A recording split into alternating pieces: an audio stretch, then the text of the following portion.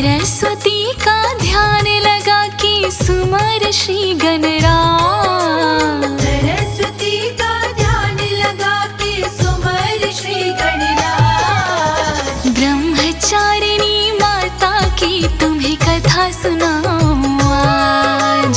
ब्रह्मचारिणी माता की तुम्हें कथा सुनाऊं आज। माँ की महिमा महान कहता सारा जहान। माँ की महिमा महान कहता सारा जहान।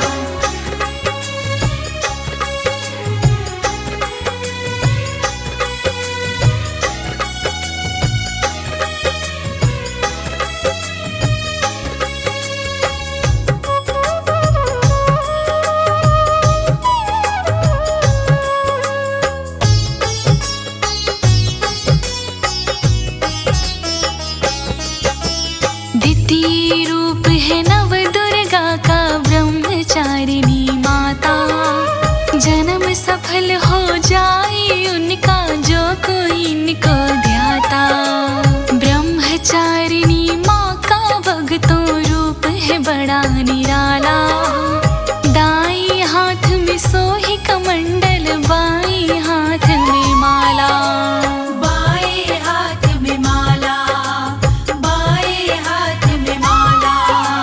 ब्रह्मचारिणी माँ की महिमा है वेदों में बरनी।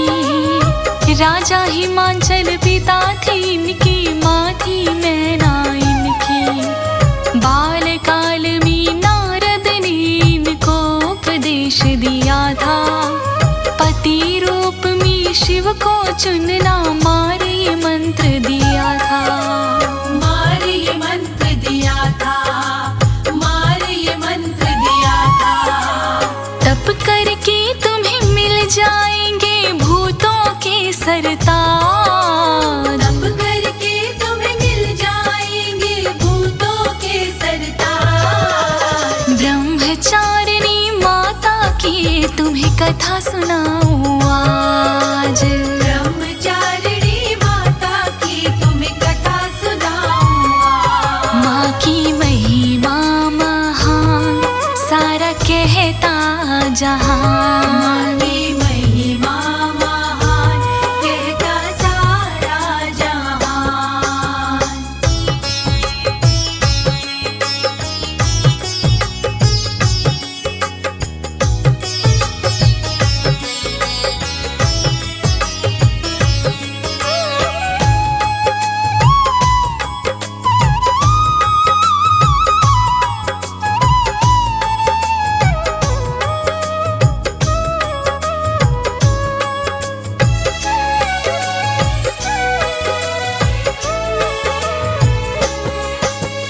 नारद जी की बात मान के करी तपस्या वन में।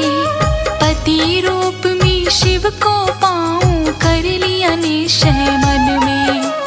1000 साल तक माने कंद मूल फल खाए। घास के ऊपर सो के माने पूरे 100 वर्ष बिताए। पूरे 100 वर्ष बिताए, पूरे 100 वर्ष बिताए। माने वर्षा धूप ताप में शिव का ध्यान लगाया। पूरे 3 साल तक माने बेल का पत्ता खाया। फिर सूखे पत्तों को माने कर दिया शुरू चबाना। इसी वजह से इन्हें अपर्णा कहता आया जमाना। कहता आया जमाना, कहता आया जमाना। इनकी लगन साधना तप से खुश हुआ देव समाज। इनकी लगन साधना तप से खुश हुआ देव समाज। ब्रह्मचारिणी माता की तुम्हें कथा सुनाऊं आज। ब्रह्मचारिणी माता की तुम्हें कथा सुनाऊं आज। माँ की महिमा महान कहता सारा जहान। माँ की महिमा महान कहता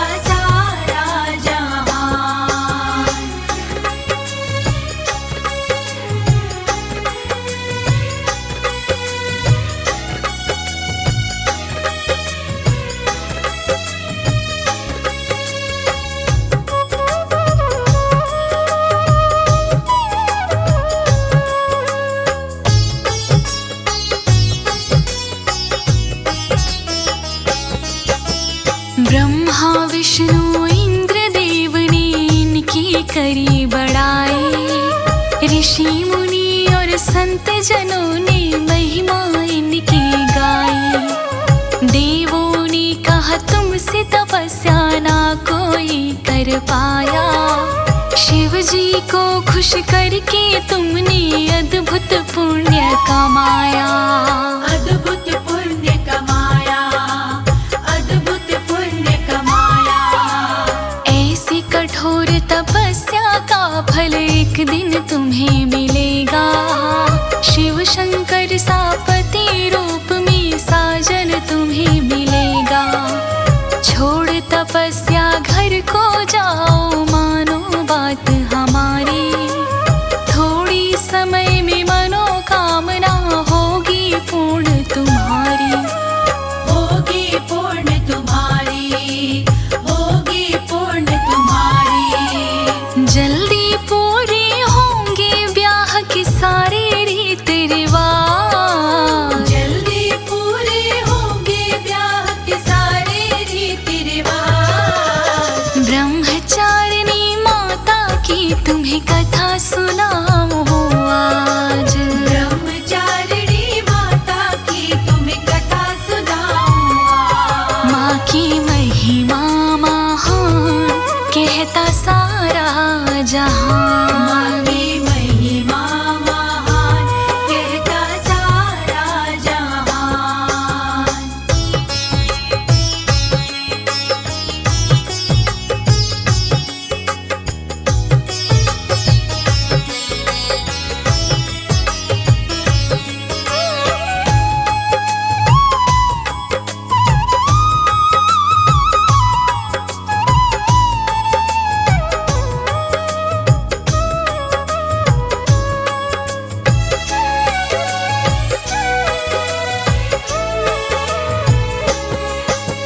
देवताओं की वाणी सुन के माँ ने अखियाँ खोली। नतमस्तक हो देवताओं से मीठी भाषा बोली। मैं शंकर के दर्शन के बिन ना घर को जाऊंगी। एक बार मैं ब्याह से पहले दर्शन को पाऊंगी। दर्शन को पाऊंगी, दर्शन को पाऊंगी।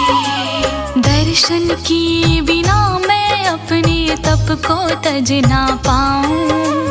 करते करते शिव की पूजा चाहे मैं मर जाऊं। मेरी तपस्या सच्ची है तो आएंगे शिव शंकर।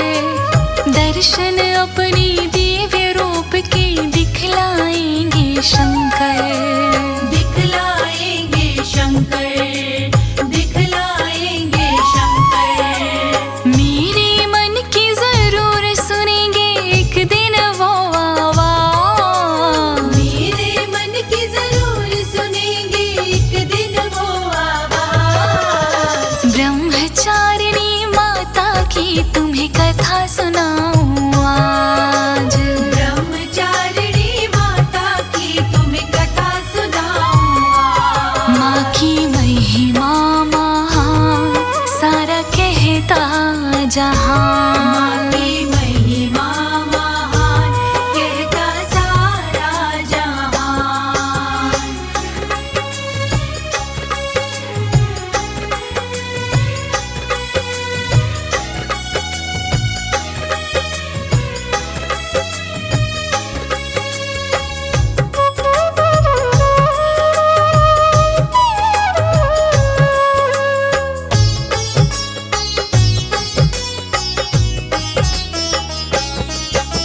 दृढ़ संकल्प देख के इनका शिव कैलाश से आए। बैरागी के रूप के दर्शन माता को दिखलाए। शंकर बोले क्यों चाहती हो पति रूप में मुझको। मेरे संग में फेरे लेकर सुख मिले ना तुझको। सुख मिले ना तुझको, सुख मिले ना तुझको। मैं हूँ फक्कड़ मस्त मलंगा वीराना मुझे भाए। मुझ मुझको अपना पति बना के जीवन व्यर्थ गंवाए। मरघट का है मेरा ठिकाना, ना कोई मेरा घर है। राजपाट ना कोई मेरे, ना कोई अनुचर है। ना कोई अनुचर है, ना कोई अनुचर है। ना कोई मेरा सिंहासन, ना मेरे सिर पे ताज। ना कोई मेरा सिंहासन, ना मेरे सिर पे ताज। ब्रह्मचारिणी माता की तुम्हें कथा सुनाऊं आज। ब्रह्मचारिणी माता की तुम्हें कथा सुनाऊं आज। माँ की महिमा महान, कहता सारा जहां। माँ की महिमा महान, कहता सारा जहान।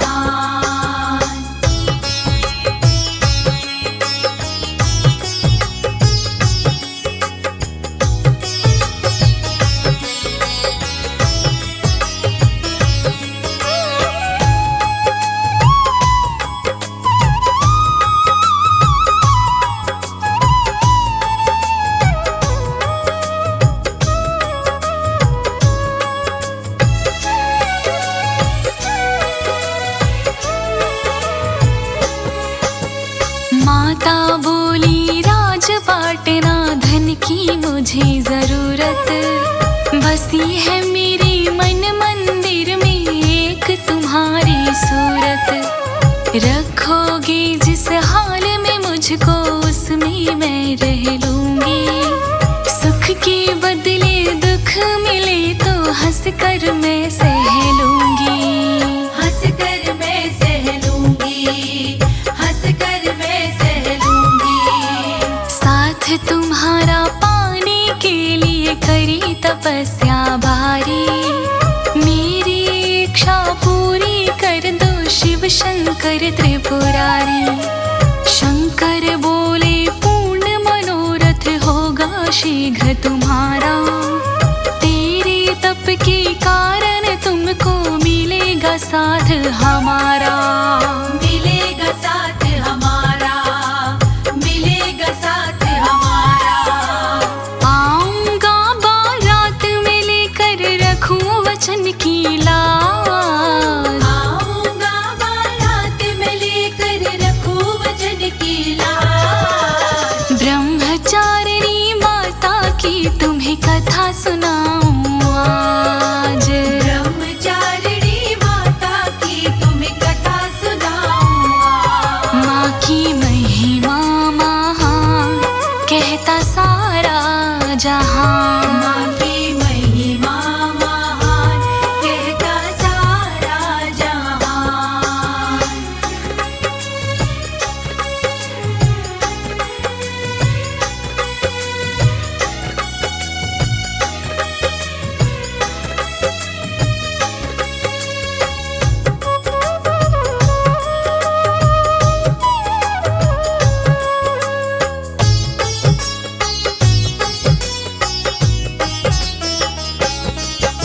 समय बीतते देर लगी ना, शुभ दिन जल्दी आया। शिव शंकर ने ब्रह्मचारिणी माँ से ब्याह रचाया। ब्रह्मचारिणी पार्वती है शिव जी की पटरानी। इनकी पूजा से मिट जाती ईर्ष्या और गिलानी। ईर्ष्या और गिलानी, ईर्ष्या और गिलानी। नवरातों में जो श्रद्धा से इनका सुमिरन करता, पापों के बंधन कट जाते, भव से पार उतरता। ब्रह्मचारिणी माँ के जैसा ना कोई ममतामयी है। जैसी मैंने पढ़ी कहानी, वैसी तुमसे कही है।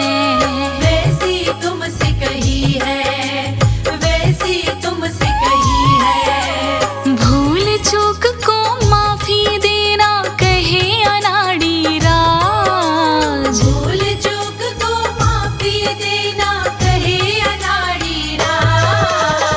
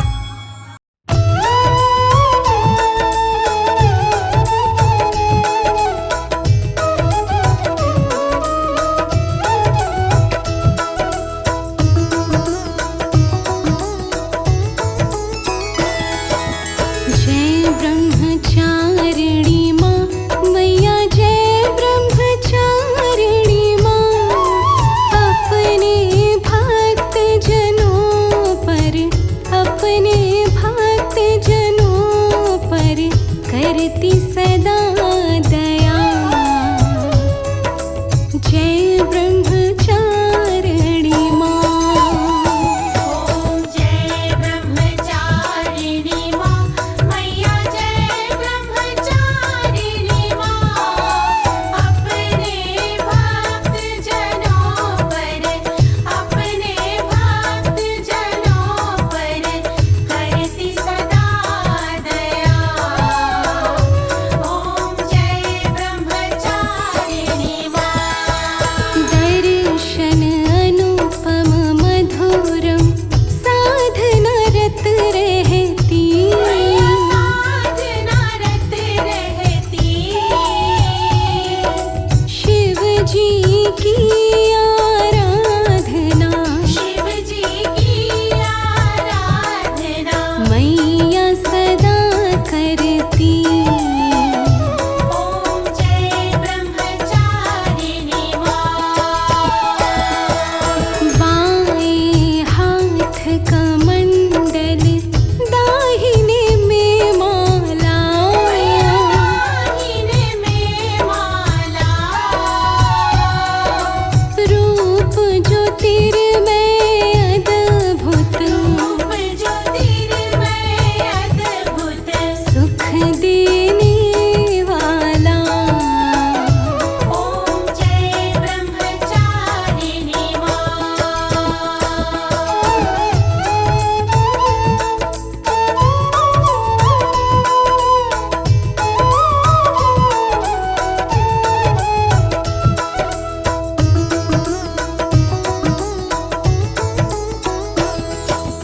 देव ऋषि मुनि साधु गुण माँ के गाते। गुण माँ के गाते। शक्ति स्वरूपा मैया, शक्ति स्वरूपा मैया। सब तुझको ध्याते। ओम जय ब्रह्मचारिणी माँ। संजम तब वैराग्य प्राणी वो पाता। प्राणी वो पाता। ब्रह्मचारिणी माँ को ब्रह्मचारिणी माँ को निश दिन जो ध्याता। ओम जय ब्रह्मचारिणी माँ।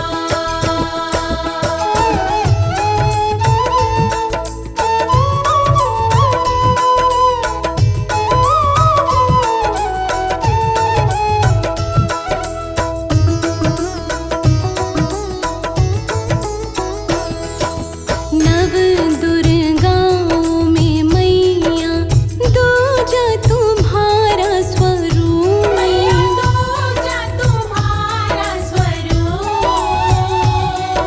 श्वेत वस्त्र धारिणी माँ, श्वेत वस्त्र धारिणी माँ। ज्योतिर्मय तेरा रूप। ओम जय ब्रह्मचारिणी माँ।